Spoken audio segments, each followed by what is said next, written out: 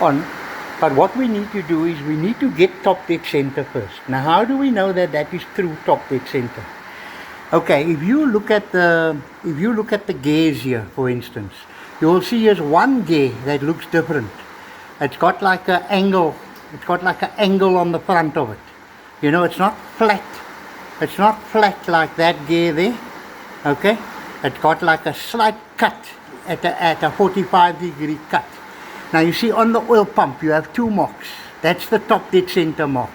Okay, so we need to put that gear, that tooth, right opposite the top dead center mark. Okay, how do I know that that is the right mark? Okay, let's just look at the piston here. I'm going to roll it back a little bit. You see the piston's going down. I'm going to roll it forward.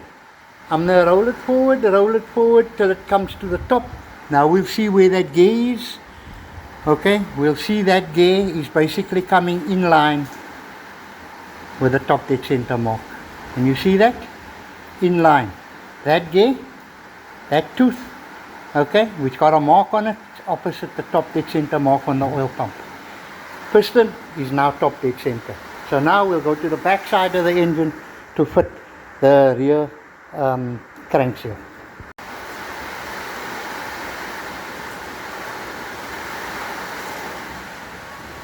Right, so when we take the lock out of the way, you'll see that there's a dot, okay, and there's a dot. Those two dots must line up. But now the thing is, I'm going to take the ring off first, okay, because we need to fit the seal in first. Okay, we need to put the seal in so that we don't damage the seal here. Okay, we don't damage that seal there. So I'm going to use a little bit of rubber grease.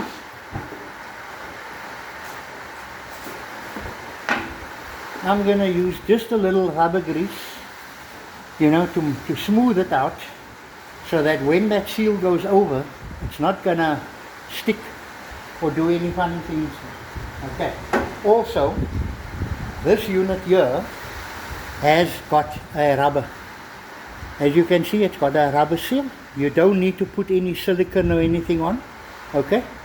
So, basically, we'll put the seal over. Now, what I would do,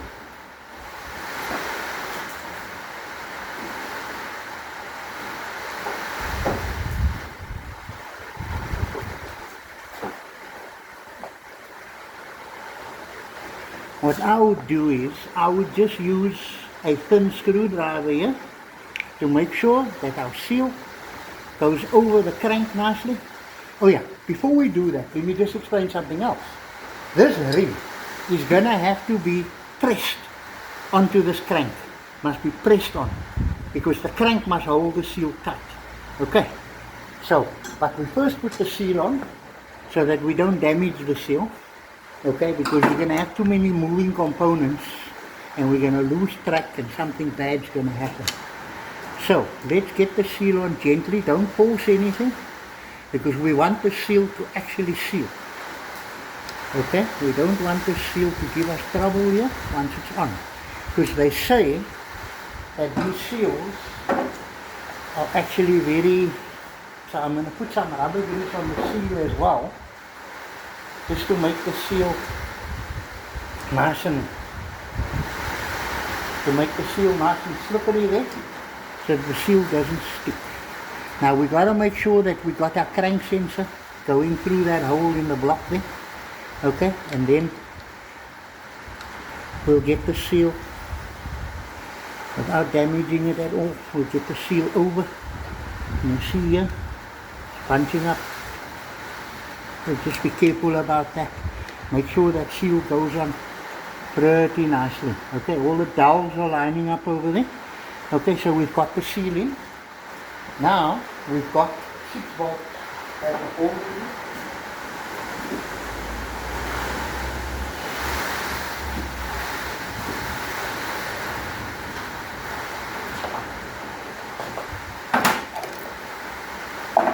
So we've got 6 6 mil bolts with 10 mil heads. We're going to put that in We got a nice rainy day in Cape Town here. So we'll just make sure that we get our seal in nicely. We've got top dead center. Okay, we've basically got the crank on top dead center. We'll do double check once everything's on and fitted.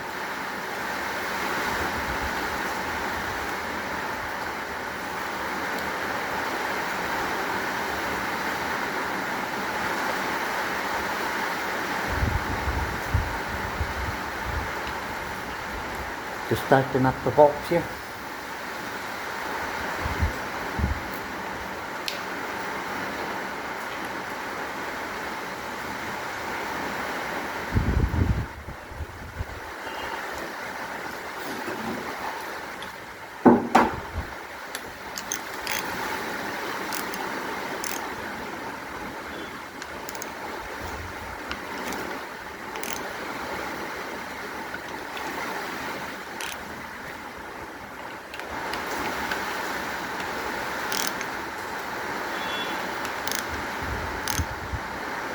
Now when I think that this thing is fitted properly, I would feel that I would be able to get that locking tool in without any problems. Okay, so we've got to have her like that, opposite each other. Okay, so our locking tool, if we could put our locking tool in, okay, and that seal has basically got to go in like that.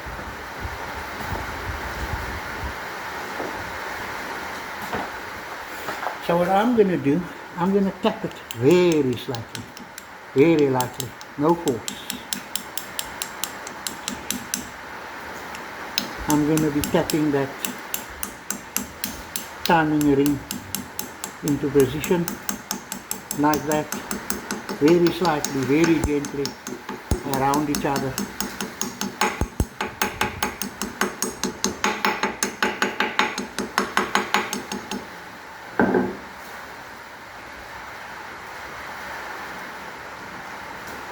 Okay, the locking tool is in position, so I can loosen that locking tool up, pull it off and check. Okay, and that mark is basically lining up, but I'm going to now go a step further.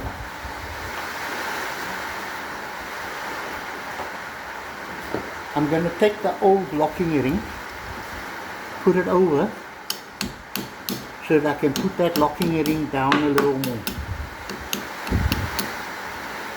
Okay, I want to take it over about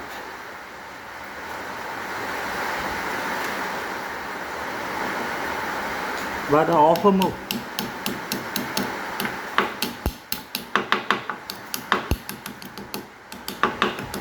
I think that feels good.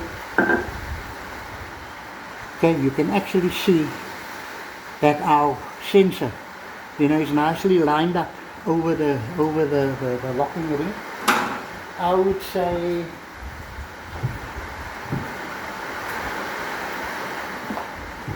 if I'm going to measure, I'm measuring about more than a mil, eh? Let's see.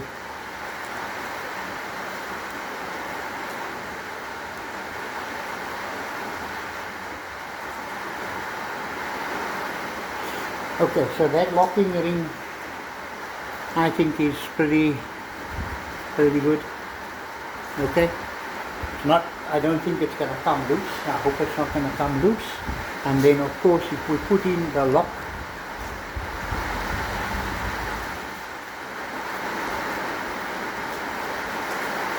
so it fits. Alright, the locking ring fits over.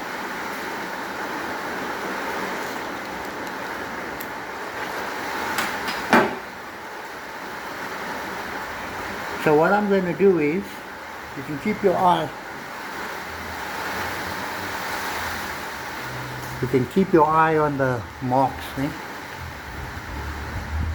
Okay, you can see the two dots. Okay, they're opposite each other. I'm going to turn the engine 2 revolutions, the crankshaft, and then see where the locking ring stops. I'm going to use the timing mark in front of the engine. Okay.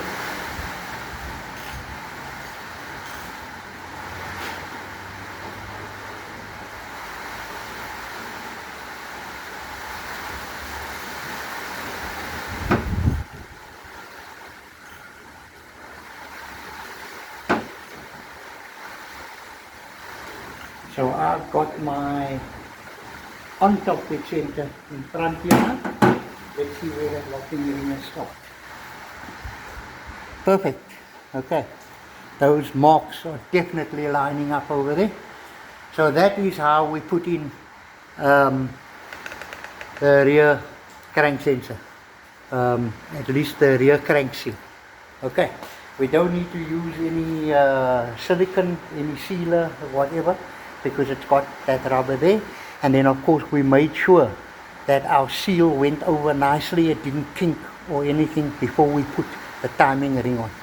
Okay, so that's how we do the crank. Now a lot of guys, they just show you, you know, that yeah, the lock. Never mind the lock. The main thing is that the ring has to be pressed onto the crankshaft, okay, to hold it in position, because as the car turns, it's got to keep it in position. So now what we can do is we can put the flywheel on.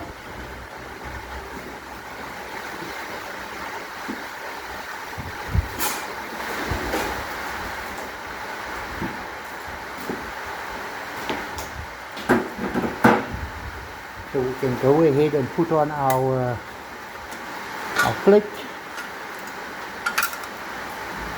and we can put on our flywheel.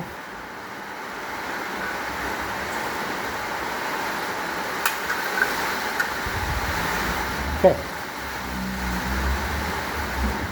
Put on our plate, and we can put on our flywheel.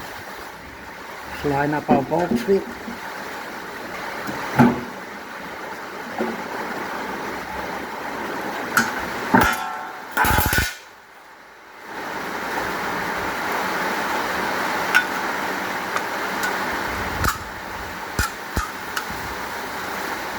You see, these two bolts here are closer together than those. So that's how you know, because the flywheel can only go on one way. In actual fact,